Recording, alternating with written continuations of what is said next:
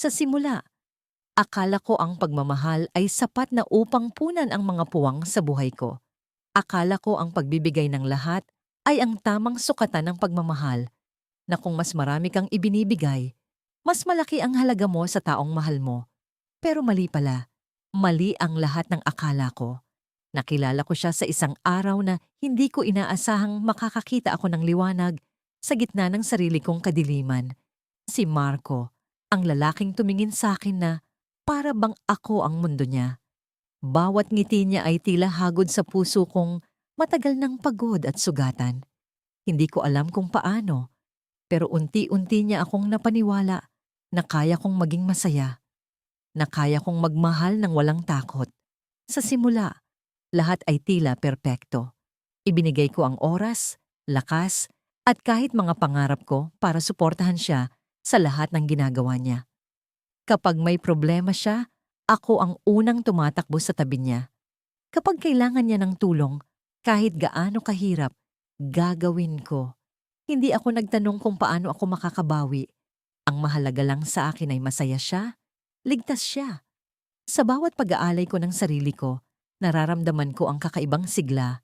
Parang ako ang dahilan kung bakit maayos ang buhay niya. Pero dumating ang mga araw na napansin kong unti-unti akong nawawala. Ang mga dating bagay na nagpapasaya sa akin, ang pagsusulat, ang pagguhit, ang simpleng pagupo sa ilalim ng puno habang binabasa ang paborito kong libro, lahat ng yun ay naglaho. Wala nang oras para sa sarili ko dahil sa bawat segundo, siya ang iniisip ko. Ang mga pangarap ko, hindi ko na maalala kung ano ang mga yon. Kung may nagtatanong sa akin kung ano ang gusto ko sa buhay, lagi kong sinasagot na, basta masaya si Marco, masaya na rin ako. Hindi ko napansin na nawawala na ako sa sarili ko. Lalong naging mas mahirap nang nagsimulang magbago si Marco. Hindi na siya tumitingin sa akin gaya ng dati. Ang mga ngiti niya, malamig. Ang mga yakap niya, pakiramdam ko'y may distansya. Hindi ko maintindihan kung bakit. Pilit kong inaalala kung may nagawa ba akong mali, pero wala akong mahanap. Sa halip na magtanong, mas lalo kong pinagbuti ang pagbibigay. Mas lalo kong ginawang perpekto ang lahat ng bagay para sa kanya. Pero kahit anong gawin ko, hindi ko na maibalik ang dating Marco. Isang araw, habang naghahanda ako ng dinner para sa aming dalawa, dumating siya ng mas maaga kaysa sa inaasahan ko. Hindi ko alam kung bakit, pero ramdam ko ang tensyon sa hangin. Niyakap ko siya, pero hindi niya ako niyakap pabalik. Umupo siya sa mesa, tahimik, habang ako naman ay nagmamadaling iluto ang paborito niyang pagkain. Marco, okay ka ba? May nangyari ba sa trabaho? Tanong ko, pero hindi siya sumagot. Nang matapos na ang pagluluto, inilapag ko ang pagkain sa harap niya. Umupo ako sa tabi niya, nag-aabang ng kahit anong salita. Pero ang sinabi niya ay hindi ko kailanman inaasahan. Hindi na kita mahal. Parang tumigil ang oras. Parang biglang nabingi ang pandinig ko. Ang mundo ko, na matagal kong itinayo para sa kanya, biglang gumuho. Ano? Halos pabulong kong tanong, pero hindi siya tumingin sa akin. Hindi na kita mahal, Iris. Hindi ko alam kung paano sasabihin ng mas maayos, pero hindi na kita nakikita sa paraang nakita kita noon. Ang mga salitang yon ay parang mga kutsilyong tumarak sa puso ko. Gusto kong umiyak, sumigaw, magtanong kung bakit, pero wala akong nagawa. Tumayo siya, iniwan ang pagkain sa mesa, at tumungo sa pinto. Hindi ko napigilan ng sarili ko. Hinabol ko siya, hinawakan ng braso niya, at nagsusumamo. Marco, ano bang pagkukulang ko?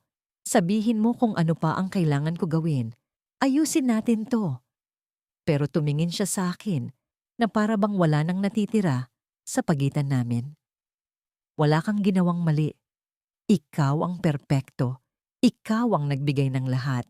Pero sa pagbibigay mo ng lahat, parang nawalan ka ng sarili. Hindi na kita nakikita bilang ikaw. Nakikita kita bilang taong andyan lang para sa akin. At hindi ko na alam kung paano kita mamahalin. At umalis siya. Sa gabing iyon, hindi ko alam kung paano ako magpapatuloy. Ang silid na dati naming pinupuno ng tawanan at kwento ay tahimik na tahimik. Ang pagkain sa mesa, malamig. Ang puso ko, basag. Pero sa gitna ng lahat ng sakit, may mas malalim na tanong ang bumalot sa akin. Sino ako? Sa lahat ng naibigay ko kay Marco, may natira pa ba sa akin? Sa pagbibigay ko ng lahat, may natira pa bang bahagi ng sarili ko na hindi nalimot? Tumayo ako. Pinatay ang ilaw sa kusina at tumingin sa salamin. Sa unang pagkakataon, nakita ko ang babaeng nasa harap ko. Payat, pagod, at walang sigla. Hindi ko siya kilala. Hindi ko alam kung sino siya. At sa kauna-unahang pagkakataon, naramdaman ko ang takot. Hindi takot dahil iniwan ako ni Marco, kundi takot dahil hindi ko na alam kung paano ko mahahanap ang sarili ko. Ngunit sa likod ng lahat ng sakit, may narinig akong tunog mula sa labas. Isang tunog na tila nagmumula sa pintuan. Lumapit ako. Dahan-dahan, ang puso ko'y bumilis. Pagbukas ko ng pinto, may isang bagay na iniwan si Marco. Isang kahon. Hindi ko alam kung paano nagsimula ang lahat. Parang isang malalim na dagat. Unti-unti akong nilamon ng pagmamahal ko sa kanya. Noong una, akala ko'y tama lamang ang ginagawa ko. Ang ibigay ang lahat ng kaya kong ibigay. Ang unahin siya bago ang sarili ko. Pero sa bawat hakbang na inilalapit ko sa kanya, tila may bahagi sa akin ng unti-unting nawawala. Naalala ko pa ang araw na yon. Nagising ako sa alingawngaw ng ulan sa labas. Mabilis kong tinawagan si Marco, ang lalaking minahal ko nang higit pa sa sarili ko. Hindi siya sumagot. Nagpadala ako ng mensahe, pero wala pa rin. Ang damdamin kong nag-aalala ay unti-unting napalitan ng kaba. Nagmadali akong magbihis kahit hindi ko pa alam ang gagawin. Parang may kung anong puwersa ang nagtutulak sa akin na hanapin siya, na tiyaking maayos siya. Kahit wala siyang sinabing may problema. Pagdating ko sa apartment niya, naroon pa rin ang tahimik na ulan. Ngunit ang puso ko'y tila kumukulog sa lakas ng kabog. Hindi ko alam kung bakit, pero parang may mali. Kumatok ako sa pinto. Muli, walang sagot. Naghintay ako ng ilang minuto bago ko napansin ang susi na nakalagay sa ilalim ng basahan sa harap ng pintuan. Alam kong mali, pero hindi ko napigilan ang sarili ko. Binuksan ko ang pinto. Ang lamig ng hangin sa loob ng apartment ay sumalubong sa akin. Parang sinampal ako ng realidad na hindi ko inaasahan. Sa mesa, nakakalat ang mga papel, mga larawan namin noong masaya pa kami. Sa sofa, naroon si Marco, ngunit hindi siya mag-isa. Ang mga mata ko'y parang nagdilim nang makita ko siya. May kasamang ibang babae. Ang tawanan nila'y parang mga punyal na tumatama sa dibdib ko. Tila hindi nila napansin ang presensya ko. Marco, ang tangi kong nasabi. Boses ko'y nanginginig, puno ng sakit at galit. Napatingin siya sa akin, ang mata niya punong-puno ng pagkabigla. Ngunit ang mas masakit, hindi ko nakita ang pagsisisi sa mukha niya. Wala. Parang wala lang akong halaga. Hindi ito ang iniisip mo, anya. Pero alam kong kasinungalingan iyon. Hindi ko na kinailangang marinig ang paliwanag niya. Ang babae ay tumayo. Nagmadaling lumabas. Iniwasan ang tingin ko. Hindi ko alam kung paano ako nakalabas ng apartment niya. Hindi ko alam kung paano ako nakauwi. Ang alam ko lang, habang naglalakad ako sa ilalim ng ulan, ang bawat patak nito'y parang mga luha na hindi ko kayang ilabas. Sobrang sakit. Sobrang hirap. Binuhos ko ang lahat para sa kanya. Ang oras ko, ang pangarap ko, ang sarili ko. Pero ano ang binigay niya?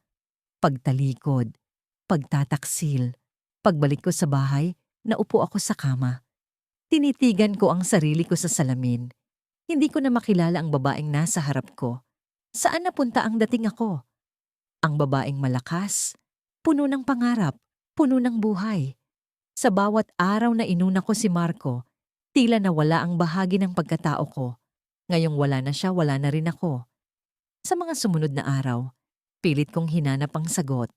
Pinilit kong intindihin kung paano ako umabot sa ganitong punto.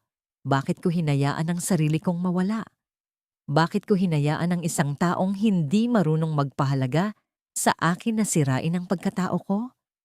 Hanggang sa isang gabi, habang tinitignan ko ang mga lumang litrato namin, may napansin akong kakaiba. Sa bawat larawan, siya lang ang masaya. Siya lang ang nakangiti ng totoo. Ako? Parang pilit. Pilit ang mga ngiti ko, pilit ang saya. Sa bawat sandali na akala ko'y masaya kami, ako pala'y nagkukunwari lang. At doon ko napagtanto, hindi ko siya minahal ng tama. Minahal ko siya ng sobra, hanggang sa nawala ako. Pero hindi siya kailanman nagbigay ng sapat para sa akin. Sa gitna ng pag-iisip, may tumunog na mensahe sa telepono ko. Si Marco. Kailangan natin mag-usap. Nakasulat sa mensahe. Ang puso ko'y muling bumilis ang tibok. Hindi ko alam kung galit ba ang nararamdaman ko o sakit. Pero isang bagay ang sigurado. Hindi ko na kayang bumalik sa dati. Dumating siya sa bahay ko kinabukasan. Ang mukha niya'y puno ng pagsisisi. O baka pagpapanggap lang. Hindi ko na alam kung ano ang totoo. Sinabi niyang nagkamali siya, na ako raw ang mahal niya, na wala raw siyang balak saktan ako. Pero habang nagsasalita siya, naramdaman ko ang bigat ng lahat ng ginawa ko para sa kanya. At napagtanto ko, hindi ko na siya mahal. Hindi ko na kayang mahalin ang isang taong hindi kayang mahalin ang buong pagkatao ko. Marco, tama na, sabi ko. Diretso ang boses, walang pag-aalinlangan. Hindi ko na kayang ibalik ang sarili ko sa ganitong sitwasyon. Pero mahal kita, sagot niya, halos pakiusap. Mahal kita, pero mas mahal ko na ang sarili ko ngayon, sagot ko, at doon ko naramdaman ang tunay na kalayaan. Lumakad siya palabas, marahang isinara ang pinto. Ang katahimikan ay bumalot sa paligid, pero sa loob ko, may kung anong tumitibok na bago. Hindi ko alam kung paano magsisimula ulit, pero alam kong kaya ko. Pagbalik ko sa kwarto, tumingin ako sa salamin. Sa wakas, nakita ko na ulit ang sarili ko. Ngunit sa ilalim ng salamin, may isang bagay na hindi ko napansin noon. Isang kahon. May pangalan ko. Binuksan ko ito at naroon ang mga sulat, mga litrato, mga alaala na hindi ko na maalala. Mga bahagi ng nakaraan ko bago dumating si Marco. Mga pangarap ko, mga plano ko, mga bagay na mahalaga sa akin. Bakit narito ang lahat ng ito? Kanino galing ang kahon? Doon ko napagtanto, may taong nagmamalasakit sa akin, tahimik na nagmamasid at hindi ko kailanman napansin. Pagkatapos ng lahat ng nangyari, akala ko ay magagawa kong bumangon ng buo. Akala ko, kaya kong ibalik ang mga piraso ng sarili kong pagkatao na naiwala ko sa proseso ng pagmamahal sa kanya. Pero paano nga ba? Paano mo isasalba ang sarili mo kung ang puso mo mismo ang ayaw makipagtulungan? Parang isang sirang orasan na paulit-ulit lang ang tunog, walang direksyon, walang saglit na kapayapaan. Nagsimula akong maglakad sa kahabaan ng kalye nang hindi alam kung saan pupunta. Ang bawat hakbang ay parang mabibigat na tanikala na nakatali sa aking mga paa. Ang hangin ay malamig, pero ang init sa dibdib ko ay tila apoy na hindi mamatay-matay. Iniwan niya ako, hindi sa paraang marahas, ngunit sa paraang masakit pa rin. Hindi niya ako iniwan dahil sa galit o away. Iniwan niya ako dahil sa pagkalimot. Hindi ako ang kanyang mundo. Hindi niya ako kailanman itinuring na mahalaga. Pero siya ang naging mundo ko. Siya ang naging dahilan kung bakit ako nagising araw-araw. Ang bawat sulat na sinulat ko para sa kanya, ang bawat yakap na ibinigay ko, ang bawat pangarap na binuo ko, lahat iyon para sa kanya. Binuhos ko ang lahat ng meron ako, at sa huli, ako lang ang natirang walang-wala. Sa isang sulok ng parke, naupo ako sa isang lumang bangko. Ang kahoy nito ay may mga lamat, parang puso ko. Pinilit kong huwag umiyak, pero parang nagmamakaawa ang mga luha na bumagsak. Ang mga alaala namin ay parang sirang pelikula sa isip ko. Paulit-ulit na nagpapakita, pero wala akong kapangyarihang patayin ng projector. Naaalala ko pa ang gabi na sinabi niyang mahal niya ako. Ang mga mata niya, parang bintana ng kalangitan, puno ng mga bituin. Ang mga kamay niya, mainit, malambot, at tila sinasabi sa akin na huwag kang matakot, nandito ako. Pero nasaan siya ngayon? Nasa piling ng iba? O baka wala na talaga siyang pakialam? Sa gitna ng aking pag-iisip, may isang batang babae na tumakbo sa harapan ko. Nakapula siyang bestida at ang kanyang mga mata ay puno ng kasiyahan. May hawak siyang maliit na lobo na kulay asul. Nakangiti siya habang hinahabol ang isang paru-paro. Napaisip ako, ganyan din kaya ako noon? Masaya, walang pakialam, malaya. Pero ang kalayaan ko ay nawala nang minahal ko siya. Hindi ko napansin na ako pala ang nagkandado sa sarili kong kulungan. Biglang bumagsak ang lobo ng bata sa lupa at tumakbo siya pabalik sa kanyang ina. Iniwan niya ang lobo na unti-unting lumipad palayo. Tumayo ako at sinubukang abutin niyon. Tumakbo ako, hindi dahil gusto kong kunin ang lobo, kundi dahil may kung anong pakiramdam na nagsasabing kailangan kong kumilos. Ang lobo ay sumabit sa sanga ng puno at sa wakas, nahawakan ko ito. Ngunit habang hawak ko ang lobo, may kung anong malamig na hangin ang dumampi sa akin. Napatingala ako sa langit. Kulimlim na ang ulap, parang nagbabadya ng ulan. At sa sandaling iyon, naramdaman ko ang isang bagay na hindi ko inaasahan. Isang kakaibang katahimikan. Parang sinasabi ng hangin na, tama na. Pero paano nga ba? Paano mo sasabihing tama na kung ang puso mo ay patuloy pa ring umaasa? Bumalik ako sa bangko, hawak pa rin ang lobo. Pinagmasdan ko ang batang babaeng tumatawa kasama ang kanyang ina. Hindi ko alam kung bakit, pero ang simpleng tagpong iyon ay parang dagok sa akin. Parang sinasampal ako ng katotohanan na nasa harapan ko na, pero pilit kong nilalabanan. Hindi na ako ang bata, hindi na ako ang malaya. Ako ang babaeng nagpakulong sa sarili dahil sa pagmamahal. Sa puntong yon, tumayo ako. Hindi ko alam kung anong puwersa ang nagtulak sa akin, pero naglakad ako papunta sa isang direksyon na hindi ko alam. Ang mga hakbang ko, bagamat mabigat, ay may kasamang kakaibang lakas. Parang sinasabi ng bawat hakbang, kailangan mong tapusin ito. At doon ko siya nakita. Nakaupo siya sa isang kafe. Nakangiti, kasama ang isang babae. Hindi ko alam kung sino siya, pero alam kong hindi ako. Ang mga kamay niya ay malambing na nakapatong sa mesa, malapit sa babae. Ang mga mata niya, na minsang tumingin sa akin na puno ng pagmamahal, ay nakatingin ngayon sa kanya. Parang walang bakas ng sakit, walang alaala ng ako. Tumayo ako sa labas ng kafe. Hindi ko alam kung ano ang gagawin. Gusto kong pumasok, gusto kong tanungin siya kung bakit. Pero alam kong hindi ako ang sagot. Hindi ko siya kailanman makukumbinsi na ako ang tama. Dahil sa totoo lang, hindi ko na rin alam kung tama pa ako. At sa unang pagkakataon, naramdaman ko ang isang bagay na mas malakas kaysa sa pagmamahal. Ang galit. Hindi galit sa kanya, kundi galit sa sarili ko. Galit dahil hinayaan kong mawala ang lahat ng meron ako. Galit dahil binigay ko ang puso ko nang walang kondisyon, nang walang kahit kaunting reserba para sa sarili ko. Tumalikod ako mula sa kafe. Ang lobo sa kamay ko ay binitawan ko. Pinanood ko itong lumipad palayo, pataas sa langit. At sa sandaling iyon, naramdaman ko ang isang bagay na hindi ko inaasahan, isang bahagyang katahimikan.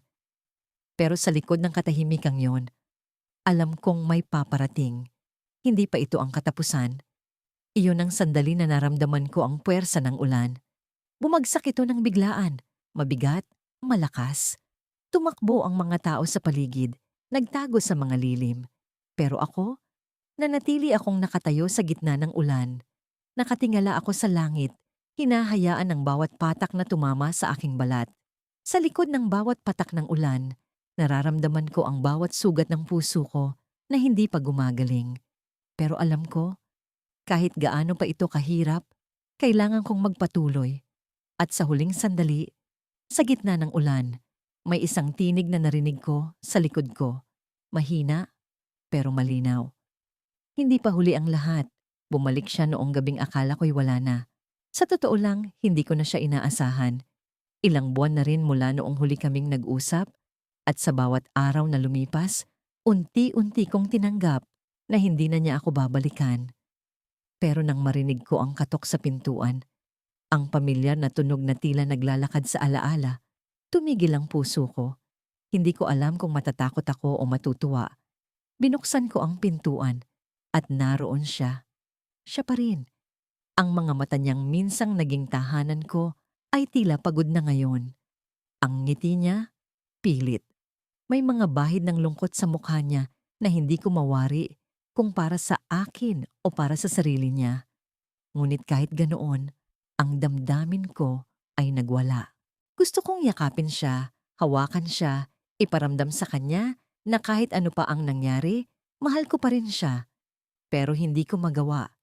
May kung anong pumipigil sa akin, isang boses sa loob ko na nagsasabing, "Wag, wag kang magpakababa ulit." "Kamusta ka na?" tanong niya, halos pabulong. "Okay lang," sagot ko, kahit alam kong kasinungalingan yon. Hindi ako okay. Hindi ako naging okay mula noong umalis siya. Pero hindi ko siya pinapasok agad.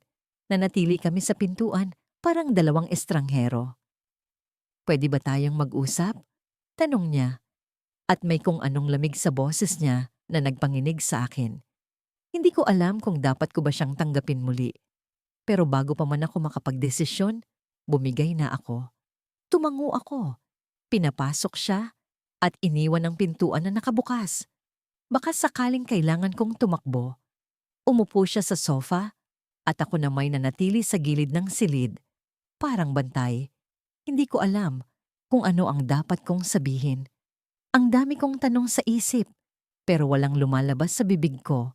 Sinimulan niyang magkwento tungkol sa mga bagay na nangyari sa kanya habang wala siya. Ang mga lugar na napuntahan niya, ang mga bagong mukha na nakilala niya, ang mga panibagong pangarap na tila nabuo niya habang ako'y iniwang wasak. "Gusto kong magpasalamat sa lahat ng ginawa mo para sa akin noon," sabi niya, at doon ko naramdaman ang bigat ng bawat salita. Salamat? Salamat sa ano? Sa pagsuko ko sa sarili ko para lang maibigay sa kanya ang lahat? Sa pagmamahal na binuhos ko kahit wala nang natira para sa akin? Sa bawat gabi na umiiyak ako, hinihiling na bumalik siya? Hindi ko alam kung papaano ako sasagot. Tumango lang ulit ako. Pilit na pinipigilan ang mga luhang gustong kumawala. Ayokong makita niyang mahina pa rin ako. Ayokong malaman niyang kahit anong gawin niya, hawak niya pa rin ako. Pero alam mo, hindi ko na kayang bumalik pa sa dati. Dagdag niya. At doon, tuluyan nang bumagsak ang mundo ko. Inulit niya yon. Mas mabagal, mas malinaw. Parang gusto niyang siguraduhin na naiintindihan ko. Hindi na kami maibabalik sa dati. Hindi na ako ang tahanan niya. Hindi na ako ang taong gusto niyang kasama. "Bakit ka nandito?" tanong ko. Halos pabulong, pero puno ng sakit. Hindi ko na siya matitigan. Sa bawat sandali na naririnig ko ang boses niya, unti-unti akong nawawasak, pero hindi niya sinagot ang tanong ko. Sa halip, dumukot siya mula sa bulsa niya ng isang bagay, isang maliit na kahon. Binuksan niya yon, at doon ko nakita ang isang singsing. Hindi ko alam kung para saan yon, pero bago pa man ako makapag-isip, sinabi niya, "Ikakasal na ako." Parang tumigil ang oras. Hindi ko marinig ang kahit ano, kahit ang sarili kong paghinga. Tinitigan ko siya, naghahanap ng kahit anong palatandaan na nagbibiro lang siya. Pero seryoso ang mukha niya. Seryoso ang bawat galaw niya. Seryoso ang bawat salita niya. "Gusto ko lang sabihin ito sa iyo bago pa man malaman mo sa iba," sabi niya, at naramdaman ko ang panginginig sa boses niya. Parang may bahid ng pagsisisi, pero hindi sapat para tanggalin ang sakit sa dibdib ko. Hindi ko alam kung paano ako nakatayo. Hindi ko alam kung paano ako nakalapit sa pinto. Basta't naramdaman ko na lang ang kamay ko sa seradura. Sinara ko yon ng walang salita. Narinig ko ang tawag niya sa pangalan ko, pero hindi ko siya pinansin. Dumiretso ako sa kwarto, isinara ang pintuan, at doon, Tuluyan akong bumigay. Hindi ko alam kung gaano katagal akong umiiyak, pero sa bawat patak ng luha, naramdaman ko ang isang bagay na hindi ko pa nararamdaman noon. Galit. Galit sa kanya. Galit sa sarili ko. Galit sa lahat ng bagay. Paano ko hinayaan ang sarili ko na mawala ng ganito?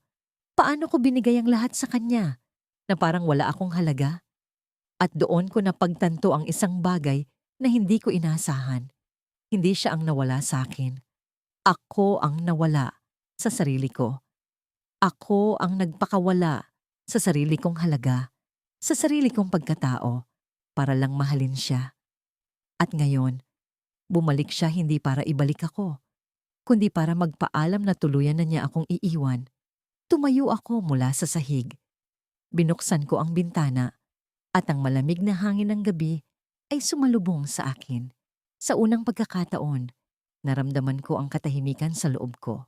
Hindi ko alam kung matatanggap ko na siya'y wala na, pero alam kong kailangan kong magsimulang bumuo muli. Hindi dahil sa kanya, kundi para sa akin. Pero bago ko maisara ang bintana, doon ko napansin ang isang bagay, ang singsing na naiwan niya sa mesa. Tinitigan ko yon at may kung anong kakaibang damdamin ang umusbong sa akin. Bakit niya iniwan yon? Bakit niya iniwan ang isang bagay na para sa iba?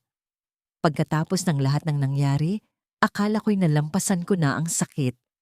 Akala ko'y natanggap ko na ang katotohanan. Ngunit nang makita ko ulit siya sa kalsada, sa gitna ng nagmamadaling mga tao, parang bumalik lahat ng alaala. Mga gabi na magkasama kami, ang mga yakap na akala ko'y hindi matatapos, at ang mga pangakong binulong niya sa akin. Hindi ko alam kung paano ko napigilan ang sarili kong tumakbo sa kanya. Ang puso ko'y nagpipintig, ang mga mata ko'y hindi maalis sa kanya. Pero hindi ko ginawa. Hindi ko siya nilapitan, hindi ko siya tinawag. Tumayo lang ako roon, nakatingin, habang ang mundo ay tila naglaho sa paligid ko. May kasama siya, isang babae. Magkahawak ang kanilang mga kamay, magkalapit, nag-uusap. Ang tawa niya, ang ngiti niya. Hindi ko na yun para sa akin. Masakit. Parang sinaksak ang dibdib ko ng paulit-ulit. Ngunit ang mas masakit ay ang realization na hindi ko na siya kilala. Ang lalaking minahal ko ng buong puso, na ibinigay ko ang lahat para sa kanya. Hindi na siya ang lalaking iyon. At ako? Sino na ako ngayon? Masyado ko siyang minahal, kaya nawala ako sa sarili ko. Binago ko ang bawat bahagi ng buhay ko para lang magustuhan niya ako. Iniwan ko ang mga kaibigan ko, sinuway ko ang pamilya ko, at itinapon ko ang mga pangarap ko. Ang mundo ko ay umikot sa kanya, at ang sarili ko'y naging anino na lang ng kung ano ang gusto niya. Ang bawat desisyon ko'y nakabase sa kung ano ang makakabuti sa kanya, kung ano ang magpapasaya sa kanya. Hanggang sa isang araw, bigla na lang siyang umalis. Wala siyang paalam, wala siyang paliwanag. Iniwan niya akong basag, walang alam kung saan magsisimula. Simula noon, parang wala nang saysay ang buhay ko. Hindi ko alam kung paano bumangon, kung paano magpatuloy. Hinanap ko siya, tinanong ko ang mga kaibigan niya, pero wala akong sagot na nakuha. Sabi nila, baka kailangan mo na siyang bitawan. Pero paano? Paano ko siya bibitawan kung siya ang naging buhay ko? At ngayon, narito siya, sa harap ko, pero hindi na ako ang parte ng mundo niya. Ang sakit, ang galit, ang lungkot. Lahat ng damdaming yon ay sabay-sabay na bumalot sa akin, pero wala akong magawa. Parang may nagkukulong sa akin sa lugar na yon. Pilit akong pinapanood kung paano siya ngumiti sa ibang babae. Ang mga mata niya, ang mga kamay niya, lahat ng yon ay hindi na para sa akin. Ang dating akin, ngayon ay para na sa iba. Umalis sila, naglakad sila papalayo. At ako, naiwan akong nakatayo, nakatingin sa likuran nila, hanggang sa tuluyan silang maglaho sa paningin ko. Tumalikod ako, naglakad palayo, pero ang bigat sa dibdib ko'y hindi nawala. Ang mga hakbang ko'y mabagal, parang hinihila ako ng lupa. Hindi ko alam kung saan ako pupunta, Pero hindi ko rin alam kung paano bumalik sa sarili ko. Pagdating ko sa bahay, bumagsak ako sa kama. Ang mga mata ko'y nakatingin sa kisame, pero wala akong nakikita. Ang isip ko'y puno ng tanong. Ano bang mali sa akin? Bakit hindi ako ang pinili niya? Bakit hindi sapat ang pagmamahal ko? Ang damdamin ko'y parang isang bagyong walang katapusan. Gusto kong sumigaw.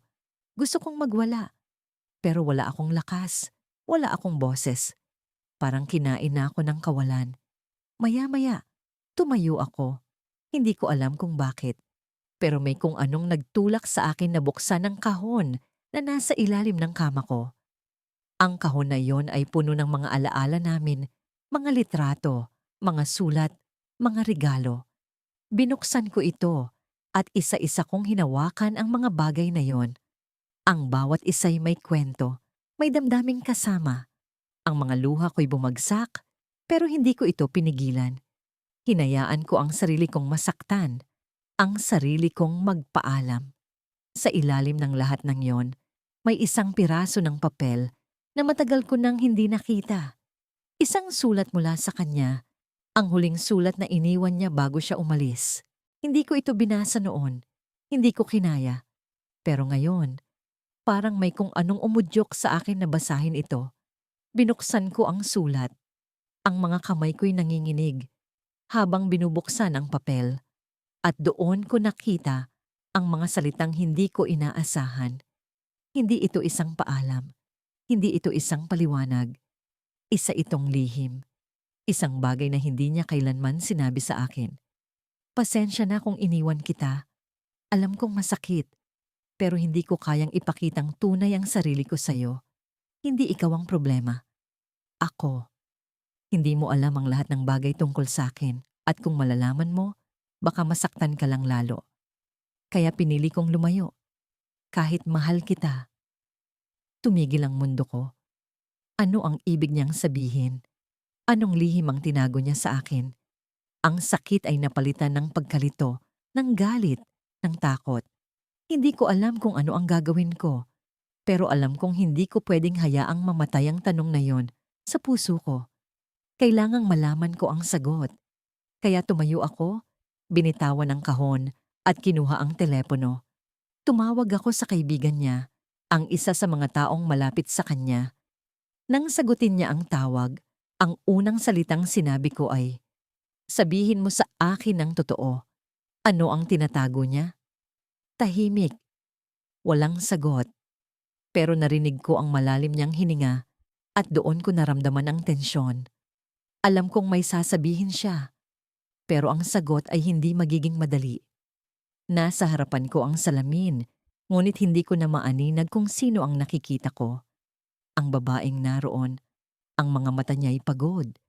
Ang mga labi niya'y pilit na nakangiti, ngunit halata ang pagkabasag ng puso. Ako nga ba talaga ito? Hindi ko na alam. Sa dami ng ibinigay ko, sa lahat ng sakripisyo, parang wala nang natira sa akin. Paano ko haharapin ang sarili ko kung ang lahat ng pagkatao ko ay naibuhos ko na sa kanya? Si Elian, ang pangalan niya pa lang, nanginginig na ang mga kamay ko. Hindi ko alam kung galit ba ito o takot, pero ang pakiramdam ay parang apoy na lumalamon sa akin. Masyado ko siyang minahal, mahal na mahal. Ang klase ng pagmamahal na walang limitasyon, walang kondisyon, na kahit alam kong unti-unti nang nawawala ang sarili ko, patuloy ko pa rin siyang pinili. Maling-mali, pero hindi ko maitatanggi. Masarap siyang mahalin. Sa bawat yakap niya, sa bawat bulong ng mahal kita, parang sinasabi niyang sapat na ako. Pero sa huli, hindi pala ako sapat. Ang unang beses niyang niloko ako, sinabi ko sa sarili ko, hindi siya perpekto. Lahat naman nagkakamali. Pinatawad ko siya. Binaliwala ko ang sakit na parang punyal sa dibdib. Sa halip sinabi ko sa kanya, mas magiging mabuti tayo, pangako. At naniwala siya. Naniwala rin ako. Pero ang pangako pala'y walang halaga kung hindi pareho ang pagsisikap. Sa tuwing tinatanggap ko siya pabalik, ang bawat piraso ng dignidad ko'y unti-unting nawawala. Hanggang sa dumating ang puntong wala na akong maipaglaban, wala na akong maipakita. Ang gabi ng pag-amin niya, hindi ko makakalimutan. Nakaupo siya sa harapan ko. Ang mga mata niya'y puno ng pagsisisi, pero may bahid ng kasinungalingan na hindi niya maitatago. Hindi ko sinasadya, bulong niya. Hindi ko alam kung paano nangyari. Ang mga salitang yon, paulit-ulit kong naririnig sa isip ko. Parang sirang plaka. Paano hindi sinasadya kung pinili niyang lumayo sa akin? Paano hindi sinasadya kung pinili niyang magtiwala sa iba? Ang bawat tanong ay parang lason na sumisira sa akin. Pero hindi ko siya iniwan. Hindi ko magawa. Mahal na mahal ko siya. Huminga ako ng malalim at pilit kong kinumbinsi ang sarili ko na kaya ko pa. Kaya ko pa siyang baguhin. Kaya ko pa siyang iligtas. Ngunit sa bawat araw na lumilipas, ako ang nauubos. Ang dating masayahin kong puso ay naging balon ng takot at kawalan. Ang dating malakas kong boses ay naging bulong na hindi ko na marinig. Hindi ko na maalala kung ano ang mga pangarap ko noon. Ang mundo ko'y umiikot na lang sa kanya. Kung paano ko siya mapapasaya, kung paano ako magiging tama para sa kanya. Isang araw, naglakad kami sa parke. Kasama ang mga tao, ang mga batang tumatawa, ang amoy ng bagong bukas na bulaklak. Pero ako, pakiramdam ko'y nasa isang madilim na tunnel. Hinawakan niya ang kamay ko, pero ang hawak na yon ay wala ng init. Wala na siyang pagmamahal. Alam kong pilit na lang ito. Alam kong kahit anong gawin ko, hindi ko na siya maibabalik sa kung sino siya noong una naming nakilala ang isa't isa. Pero patuloy ko siyang hinawakan. Kahit ang hawak na yon ay ang simbolo ng pagtanggi niya sa akin. Kahit ang hawak na yon ay ang paalala na hindi na ako mahalaga. Sa huling pagkakataon, tinanong ko siya, "Mahal mo pa ba ako?" Ang sagot niya'y hindi ko makakalimutan. Hindi siya sumagot kaagad. Tumingin siya sa akin, pero hindi sa mga mata ko. Tila iniwasan niya ang lahat ng koneksyon na meron kami. Ang sagot niya'y simple, pero masakit. Hindi ko alam. Ang mga salitang yon ay parang martilyo sa puso ko. Hindi ko alam kung paano ko siya pinatawad ulit. Hindi ko alam kung paano ako nagpatuloy. Pero ginawa ko. Ginawa ko dahil iyon ang alam kong tama. Ginawa ko dahil akala ko ay sapat na ang pagmamahal ko para sa aming dalawa. Ngunit hindi pala ganoon ang buhay. Hindi pala ganoon ang pag-ibig. Kanina, habang naliligo, napansin kong hindi ko na maalala ang huling beses na ginawa ko ito para sa sarili ko. Lagi akong nakatuon sa kanya. Kung paano niya gusto ang buhok ko, ang pabango ko, ang damit ko. Ngayon, nakatingin ako sa sahig ng banyo. Ang tubig ay pumapatak mula sa shower, pero parang hindi nito kayang linisin ang bigat sa katawan ko. Ang bigat ng lahat ng ginawa ko, ang bigat ng lahat ng nawala. Paglabas ko ng banyo, napansin kong bukas ang drawer niya. Hindi ko alam kung bakit, pero parang hinatak ako ng isang lakas na maghalungkat. At doon ko nakita ang liham, isang sulat, nakatiklop ng maayos. Ang pangalan ko ang nakasulat sa labas. Pero ang laman nito, hindi ko inaasahan. Ang sulat ay hindi para sa akin. Para ito sa ibang babae. Para sa isang taong hindi ko kilala. Ang mga salitang naroon ay puno ng pag-ibig, ng pangako, ng lahat ng bagay na matagal kong hinangad mula sa kanya. Pero hindi ito para sa akin. Ang mga kamay ko'y nanginginig habang hawak ang papel. Ang puso ko'y hindi ko na maramdaman. At doon ko napagtanto, hindi lang ako nawala sa sarili ko. Nawala rin ako sa kanya. Masyado ko siyang minahal. Pero sa huli, hindi niya ako pinili. Hindi niya ako binigyan ng puwang sa puso niya. At sa puntong yon, isang bagay ang nabuo sa isip ko. Hindi ko na kayang ipagpatuloy ito. Ngunit bago ko ibaba ang liham, narinig ko ang pagbukas ng pinto.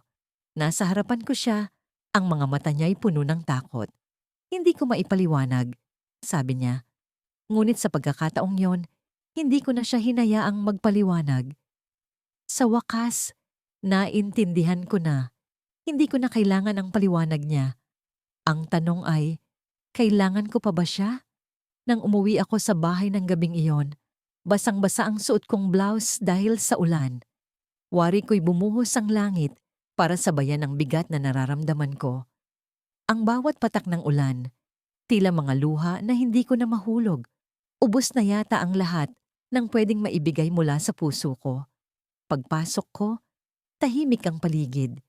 Walang tunog ng telebisyon, walang tunog ng kahit anong buhay. Isinara ko ang pinto, pero parang hindi ko naramdaman ang tunog ng pagkakandado. Ang bahay namin, na minsang naging tahanan ng pagmamahalan, ngayon ay parang isang banyagang espasyo. Malamig, blangko, walang kaluluwa. Hinubad ko ang basang sapatos at iniwan yon sa gilid ng pinto. Ang sahig na kahoy na dating nagbigay ng init kapag naupo kami roon, ngayon ay tila yelo sa ilalim ng mga paa ko. Walang sumalubong sa akin, wala siya. Hindi ko alam kung mas gusto kong makita siya o mas mabuti na ang ganitong tahimik, malamig na kawalan. Sa tuwing nandyan siya, parang may multo ng nakaraan na sumisiksik sa pagitan naming dalawa, mga alaala ng pagmamahal na minsang buo, pero ngayon ay wasak. Umupo ako sa sofa, basang-basa ang katawan, hindi alintana ang lamig. Nakatingin lang ako sa dingding. May mga larawan pa rin namin doon, pero parang hindi ko nakilala ang babaeng nasa mga litrato. Masaya siya, nakangiti, punong-puno ng buhay. Ako ba talaga yon? Parang hindi na. Parang ibang tao na ang naroon, isang taong iniwan ko sa nakaraan nang ibigay ko ang lahat sa kanya. Sa lalaking minahal ko ng sobra, sobrang nagmahal na wala nang natira para sa sarili ko. Ang gabi sumisikip. Ang bawat segundo, parang mabigat na bato sa dibdib ko.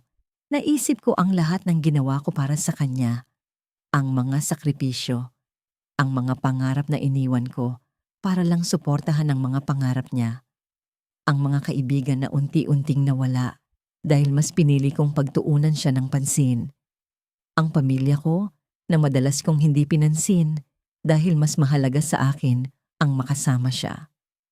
Ang sarili kong pagkatao na unti-unting nawala, gumuhong parang buhangin sa palad. Sa huli, ano ang naging kapalit? Isang malamig na bahay, isang relasyong puno ng katahimikan, isang puso na hindi ko nakilala. Tumayo ako, dahan-dahan, at dumiretso sa kwarto. Ang bawat hakbang, parang may bigat ng 1,000 desisyon. Sa kwarto, naroon ang mga gamit niya, ang mga damit, ang pabango sa ibabaw ng dresser, ang mga sapatos na minsan kong binili para sa kanya. Puno ng alaala ang bawat sulok, pero parang lahat ng yon ay hindi na akin. Para bang naging estranghero ako sa sariling buhay ko. Binuksan ko ang closet at doon ko nakita ang kahon na matagal ko nang hindi binubuksan. Ang kahon ng mga sulat, mga litrato, mga tiket ng sine, mga resibo ng mga unang date namin, mga bagay na minsan kong itinago dahil mahalaga. Binuksan ko yon at isang litrato ang unang bumungad sa akin. Kami, magkaakbay, nakangiti, parang kami ang pinakamaligayang tao sa mundo. Pero hindi ko na maramdaman ang saya na naroon. Ang litrato ay isang paalala ng kung gaano ako nawala, kung paano ko ibinigay ang lahat, at kung paano niya akong iniwan. Hawak ko ang litrato nang biglang tumunog ang telepono. Naputol ang katahimikan ng kwarto. Sinagot ko ang tawag, ni hindi ko tiningnan kung sino ang tumatawag. Hello? Mahina kong sabi, halos pabulong. Hi. Ang boses niya. Ang boses na minsang nagbigay ng init sa puso ko, pero ngayon ay parang yelo. Hindi ko alam kung magagalit ako o matutuwa. Pwede ba tayong mag-usap? Hindi ako sumagot agad. Naririnig ko ang bawat tibok ng puso ko, ang bawat hininga na pilit kong kinokontrol. Gusto kong magtanong. Gusto kong sumigaw. Gusto kong malaman kung bakit. Pero hindi ko magawa. Ang boses niya, kahit pa malamig, may kapangyarihan pa rin sa akin. Bakit? Tanong ko. Diretso, ngunit puno ng sakit. Alam kong nasaktan kita. Nagsimula siyang magsalita, pero parang wala akong naririnig. Ang boses niya, kahit gaano pa kahinahong ang tono, parang dagok sa puso ko. Pero may kailangan akong sabihin. Doon, naramdaman ko ang isang bagay na hindi ko inaasahan. Takot. Takot sa kung ano ang sasabihin niya. Takot na baka mas masakit pa ang mga susunod na salita kaysa sa lahat ng pinagdaanan ko. Sabihin mo na, sabi ko.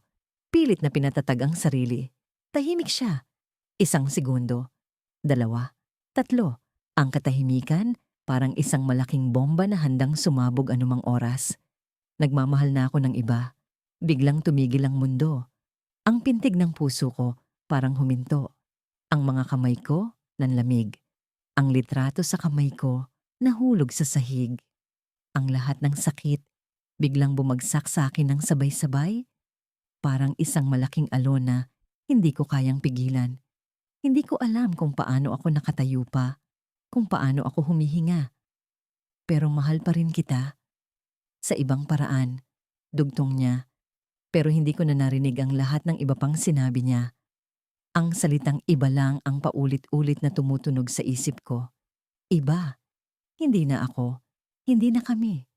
At sa sandaling yon, sa gitna ng pagkawasak, napagtanto ko ang isang bagay. Hindi siya ang nawala. Ako ang nawala. Ako ang nawala sa sarili ko dahil ibinigay ko ang lahat sa kanya, kahit ang mga bahagi ng sarili ko na dapat ay para sa akin. Ngayon, wala na akong maibigay. Wala na akong natitira. Dahan-dahan akong bumaba mula sa kama, hawak ang kahon, at binuksan ang drawer sa ilalim ng dresser. Doon ko nakita ang bagay na matagal ko nang hindi ginagalaw. Isang maliit na bote, puno ng mga tableta. Matagal ko na itong itinabi, hindi dahil kailangan ko, kundi dahil minsan, naisip kong baka dumating ang sandali na hindi ko nakayanin. Ngayon ba yon? Pilit kong pinigil ang sariling mag-isip ng masama. Pero sa likod ng isip ko, naroon ang tanong, paano kung ito na ang simula ng katapusan? Nang tumunog ang telepono, akala ko, magbabago ang lahat. Ang tawag niya, ang boses niyang pamilyar ngunit tila may lamat na. Ang sandaling iyon, akala ko yun na ang sagot sa lahat ng tanong na bumabagabag sa akin. Pero mali pala ako. Mali na naman ako. Pwede ba tayong mag-usap? Sabi niya. Malamig, walang emosyon, parang hindi niya ako kilala. Parang estrangero na lang ako sa buhay niya. Pero nag-oo pa rin ako. Palaging nag-oo. Kahit alam kong masasaktan na naman ako. Sa kabila ng lahat ng sikat ng araw sa labas, nanatili akong nakakulong sa madilim na bahagi ng puso ko. Ang bawat hakbang ko papunta sa lugar na pinag-usapan namin ay parang paglalakad sa gilid ng bangin. Hindi ko alam kung iiwas ako o tuluyang lalapit. Sa bawat segundo, pakiwari ko'y humihina ang tibok ng puso ko, parang may bagyong paparating na hindi ko maiiwasan. Nakita ko siya sa isang mesa sa kapehan, ang paborito naming lugar. Nakaumang ang mga mata niya sa baso ng kape, hindi sa akin.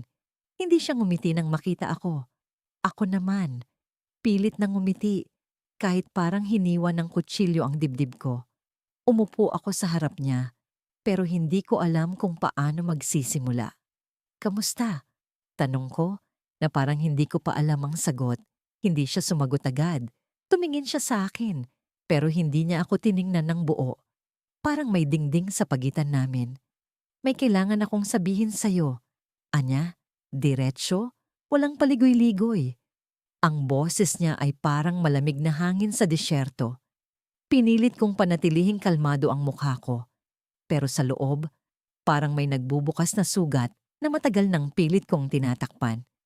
Ano yon? Tanong ko, kahit natatakot ako sa sagot.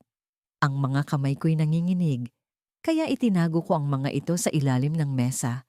Hindi ko na kayang ituloy pa ito, sabi niya. Parang may malakas na dagundong sa tenga ko. Hindi ko na siya narinig ng malinaw pagkatapos noon. Hindi ko na narinig ang mga paliwanag niya. Kung bakit? Kung ano ang dahilan. Kung ano ang hindi ko ginawa o ginawa ng sobra. Ang alam ko lang ay ang bigat na bumagsak sa balikat ko. Ang pagguho ng lahat ng itinayo ko para sa aming dalawa. Pero Bakit? Ang tanging nasabi ko. Maliit ang boses ko, halos pabulong. Hindi ko alam kung narinig niya ako. Hindi ko alam kung gusto niyang marinig. Sobra ka nang nagmahal. Sagot niya, na parang isang paratang. Sobra na, hanggang sa nawalan ka na ng sarili mo. Hindi na kita kilala. Hindi na ikaw ang babaeng minahal ko. Ang mga salitang yon ang mas masakit kaysa sa mismong hiwalayan. Hindi ko alam kung paano siya nagawang magsalita ng ganoon. Ako? Ako ang may kasalanan? Ako ang nawalan ng sarili? Hindi ko siya sinagot. Hindi ko alam kung paano sumagot. Ang lahat ng mga salitang naipon ko ay parang naubos. Ang mga luha ko'y gustong bumaon sa loob ng mata ko, pero hindi ko napigilan. Tumulo ang mga ito sa mesa, sa baso ng kape, sa lahat ng bagay sa paligid na tila naging saksi sa pagkawasak ko. Tumayo siya. Iniwan ako nang hindi man lang tumingin.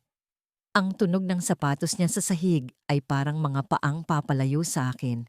Papunta sa mundo na wala akong puwang.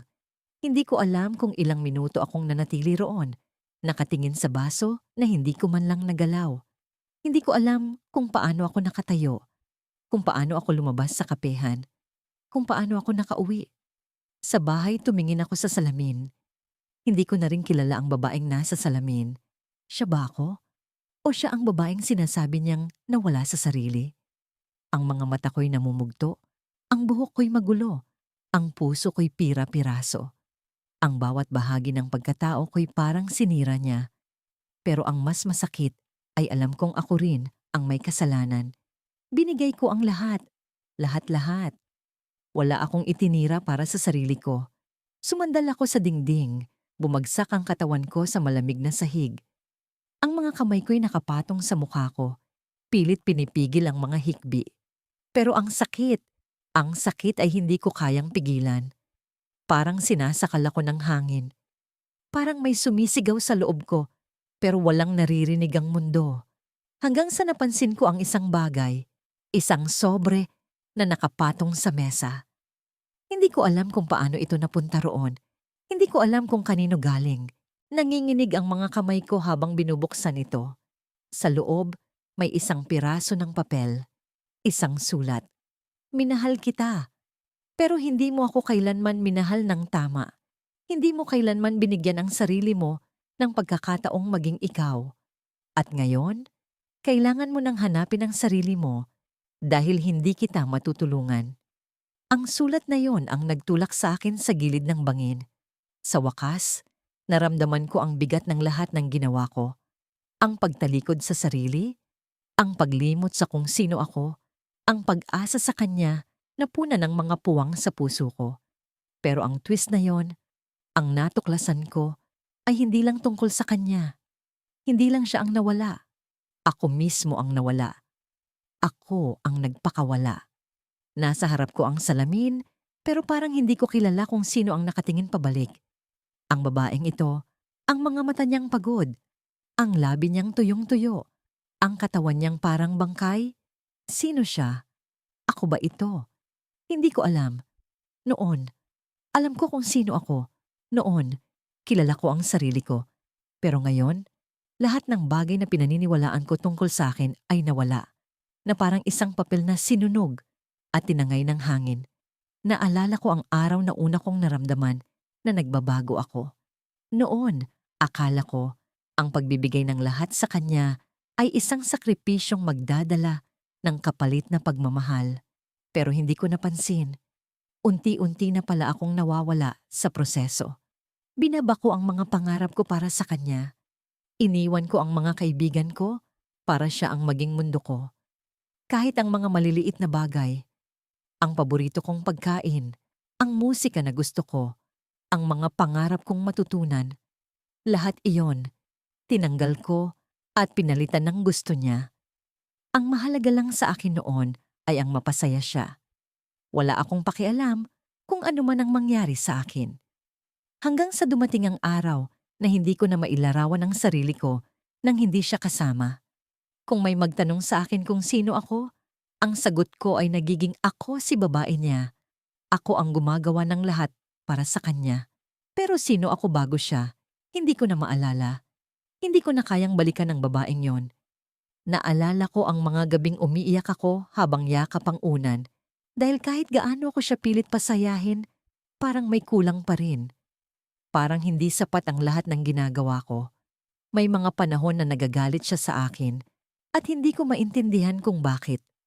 Lagi kong tinatanong ang sarili ko, ano ba ang mali sa akin?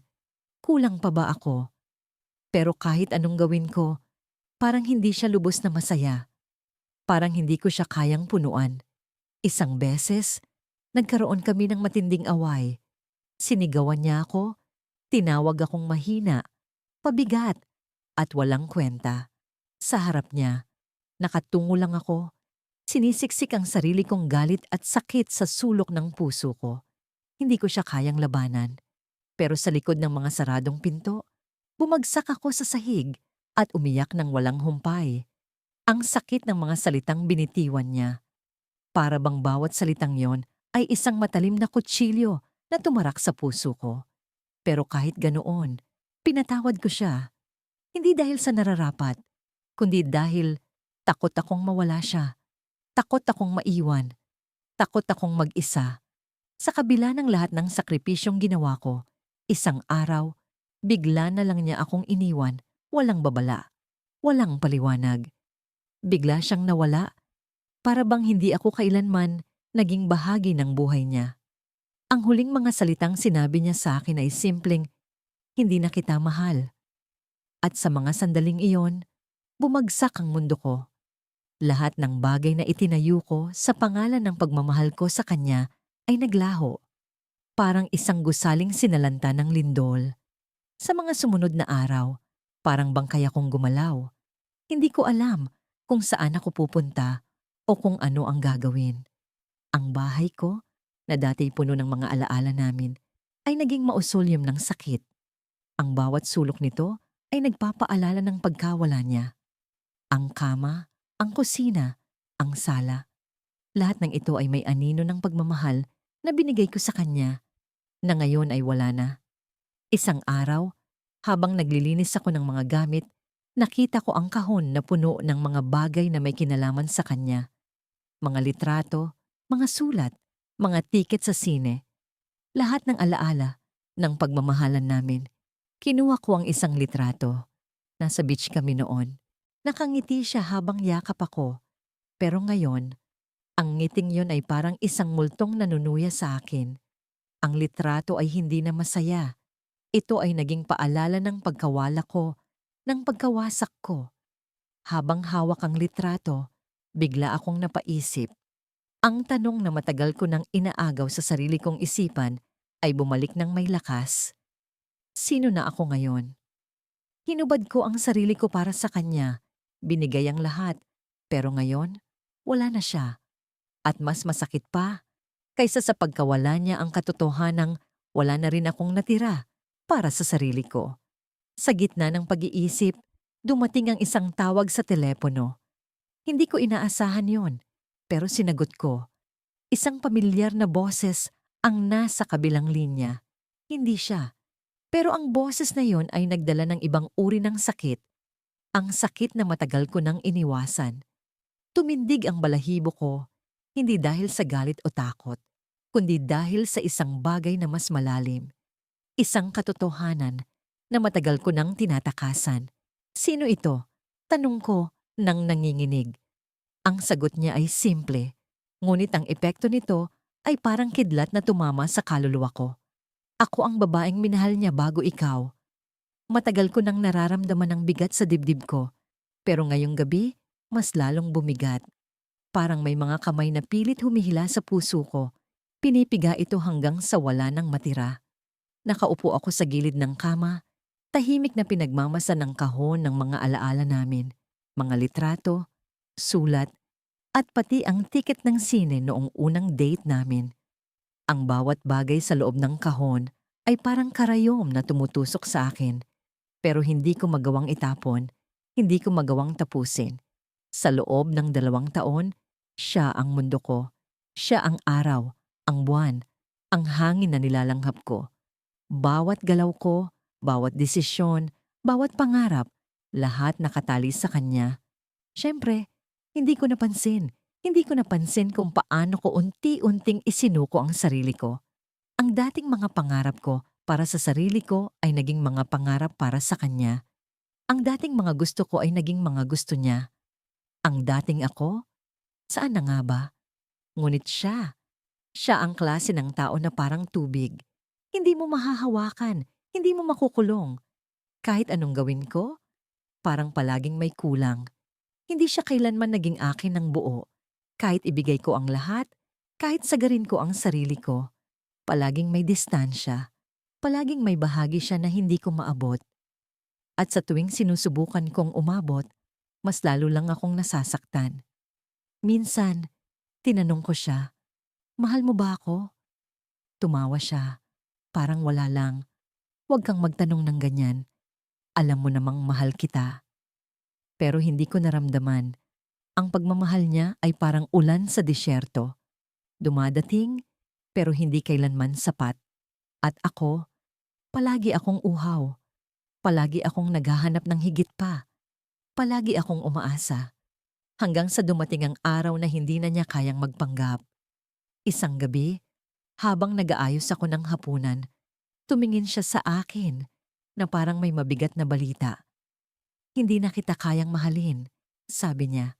Ang boses niya ay walang galit, walang lungkot, walang kahit ano.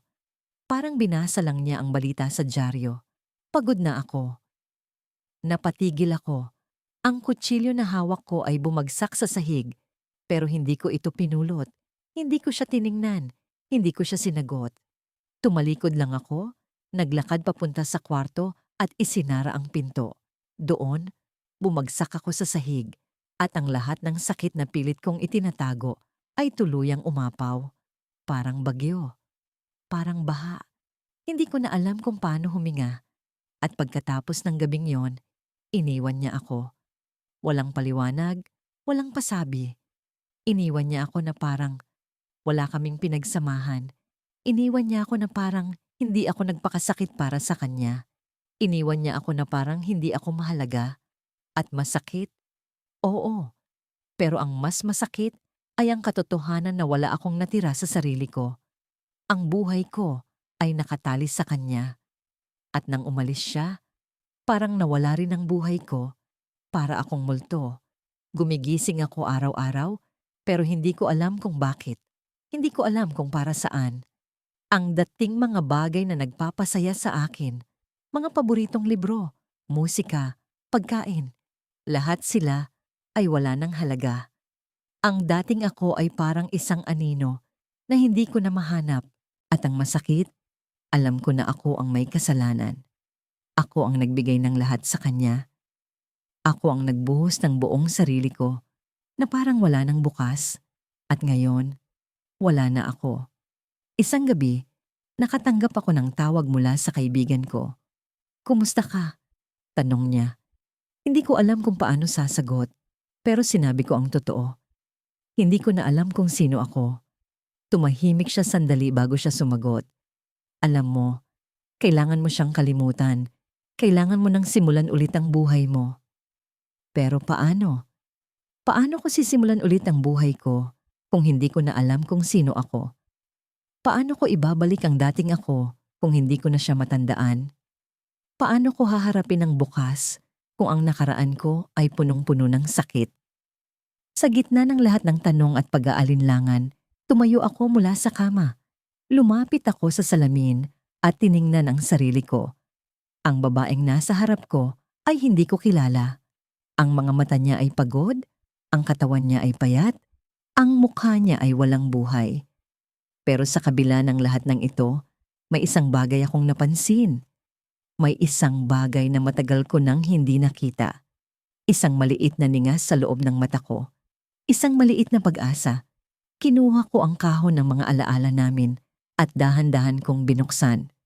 Ang bawat bagay na hawak ko ay parang apoy na tumutupok sa akin. Pero sa huli, kinuha ko ang kahon, lumabas sa likod ng bahay at sinindihan ito. Ang apoy ay sumiklab, maliwanag at mainit. Ang usok ay umakyat sa hangin at sa unang pagkakataon, Naramdaman ko ang bigat na unti-unting gumagaan. Hindi ko alam kung bakit, pero sa gitna ng mga abo, may naramdaman akong kakaiba. Hindi pa tapos ang laban ko. Hindi pa tapos ang kwento ko. Pumasok ako sa bahay pero bago ko maisara ang pinto, narinig ko ang tunog ng cellphone ko. May mensahe.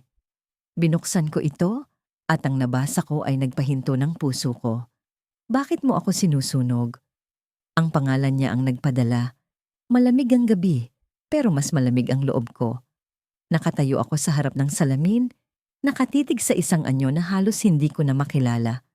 Ang dating buhay na buhay kong mga mata, ngayon ay tila walang saysay, parang baso na walang laman. Ang babaeng nasa harap ko ay hindi na ako. Isa siyang anino ng kung sino ako dati. Napadpad ako sa puntong ito dahil sa kanya, dahil sa pagmamahal ko, dahil sa sobrang pagmamahal ko. Simula pa lang, alam kong siya ang lahat ng hinahanap ko. Hindi siya perpekto, pero sa akin, siya ang perpektong kaligayahan. Ginawa ko ang lahat para sa kanya. Binura ko ang mga hangganan ko, ang mga pangarap ko, ang mga gusto ko, para lang magkasya ako sa mundo niya. Hindi ko na pinansin ang mga babala ng mga kaibigan ko, ni ang mga pahiwatig ng pamilya ko. Masaya ka ba? Tanong nila. Sagot ko palagi, oo, masaya ako. Pero sa totoo lang, hindi ko na alam kung ano ang masaya. Ang tanging alam ko ay si Elias at ang lahat ng tungkol sa kanya. Pero bakit ganon? Bakit pakiramdam ko habang patuloy kong pinupuno ang mundo niya ng lahat ng meron ako? Ako naman ang nauubos. Unti-unting nawala ang sarili kong boses. Ang mga desisyon ko ay naging desisyon niya. Ang mga gusto ko, gusto niya. At ang mga pangarap ko, naging pangarap ko na lang na maging perpekto para sa kanya. Ang bawat araw ko ay umiikot sa tanong na, paano ko siya mapapasaya? At kahit anong gawin ko, parang hindi sapat. Parang hindi ko siya maabot. Sa huli, iniwan din niya ako. Walang pasabi, walang paliwanag. Isang araw, nagising na lang ako na wala na siya. Ang mga gamit niya sa apartment namin, nawala. Ang mga tawag ko, hindi niya sinasagot. Ang mga mensahe ko, hindi niya binabasa. Sabi ng kaibigan niya, kailangan niya ng espasyo. Espasyo? Espasyo ang kailangan niya? Paano ko ibibigay iyon kung simulat sa pool, siya na ang mundo ko? Isang linggo akong hindi lumabas ng bahay. Ang bawat sulok ng apartment ay may alaala namin. Ang sofa kung saan kami magkasamang nanonood ng pelikula. Ang kusina kung saan pinagluluto ko siya ng paborito niyang adobo. Ang kama kung saan niya sinasabi na mahal niya ako. Pero lahat ng yon, wala nang saysay. Lahat ng yon, kasinungalingan pala. Naisip ko, baka tama na ito. Siguro kailangan kong simulan ulit ang buhay ko, kahit papaano. Nagdesisyon akong lumabas. Sa unang pagkakataon matapos ang isang linggo. Naglakad ako sa park na madalas naming puntahan. Ngunit sa halip na makaramdam ng ginhawa, parang may kung anong bumabalot sa akin. Ang bawat puno, ang bawat bench, ang bawat hakbang, lahat ng ito ay may bakas niya. Parang siya ang hangin na hindi ko maiiwasan, kahit anong gawin ko. Sa gitna ng daan, biglang tumigil ang mundo. Nakita ko siya, si Elias, kasama ang isang babae. Magkahawak kamay sila, naglalakad, tumatawa. Ang mga mata niya, punong-puno ng buhay, ang parehong mga mata na hinahanap ko noong kami pa. Ang bawat galaw niya, parang malaya. Hindi ko alam kung paano ako nakatayo roon nang hindi bumabagsak. Parang pinako ang mga paa ko sa lupa, habang ang puso ko naman ay unti-unting nagkakabitak. Parang salamin na hinagis sa sahig. Akala ko tapos na ang sakit, pero hindi pa pala. Hindi ko alam kung mas masakit dahil iniwan niya ako o dahil mukhang mas masaya siya nang wala ako. Napansin niya akong nakatingin. Tumigil siya sa paglalakad at sa unang pagkakataon matapos ang mahabang panahon, tumingin siya sa akin. Hindi ko alam kung anong ibig sabihin ng tingin na yon. Pagkahiya ba? Pagkalito? Pagkaawa? Pero ang sigurado ako, Hindi iyon pagmamahal. Hindi ko na kaya. Tumalikod ako, naglakad palayo, mabilis. Ang mga hakbang ko ay mabibigat, pero ang mga mata ko, hindi ko mapigilang magluha. Hanggang sa makarating ako sa isang sulok ng park, sa likod ng isang malaking puno. Doon ko na pinakawalan ang lahat ng sakit na pilit kong ikinukulong. Nanginig ang buong katawan ko habang umiiyak. Bakit? Bakit ganito? Ginawa ko ang lahat para sa kanya. Bakit parang ako pa ang mali? Sa gitna ng pagikbik ko, may naramdaman akong kakaibang bagay. Isang malamig na bagay sa ilalim ng puno. Hinawakan ko ang lupa at may nakuha akong piraso ng papel, bahagyang nakabaon sa lupa. Tila isang sulat. Binuksan ko ito, kahit basang-basa na ng luha ang mga mata ko. At ang mga salitang nasa papel, ang mga simpleng salitang yon, tila isang suntok sa dibdib ko. Hindi kita iniwan dahil hindi kita mahal. Iniwan kita dahil hindi mo mahal ang sarili mo. Nalaglag ang papel mula sa mga kamay ko. Wala na akong ibang naramdaman, kundi ang bigat ng katotohanan na matagal ko nang pilit iniiwasan.